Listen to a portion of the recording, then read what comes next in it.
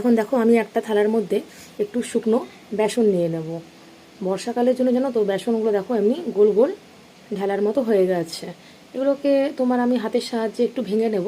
এটা আমি জানো তো কেন দিচ্ছি, যখন আমি আলুর যে শেপটা বানাবো চপের আকারে, ওইটা যখন আমি এর উপর রাখবো তাহলে তোমার এটা লেগে যাবে না। দেখো এই যে পুরো থালাটার মধ্যেই আমি একটু বেসনটা ছড়িয়ে নিচ্ছি। আর এদিকে আমার দেখো এই যে আলুটাও ঠান্ডা হয়ে গেছে। এবার আমি এটাকে হাতের সাহায্যে খুব সুন্দর করে এটাকে মেখে নেবো। সব মশলাগুলোও দিয়ে দিয়েছি এর মধ্যে। দেখো এই যে মেখে নিচ্ছি। হাত দিয়ে মাখলে বেশ ভালো মাখা হয়। এরপর আমি দেখো তোমার চপ বানাবো। এই যে মশলা রেডি হয়ে গেছে। এবার আমি এর থেকে একটু আলু নিয়ে নেব।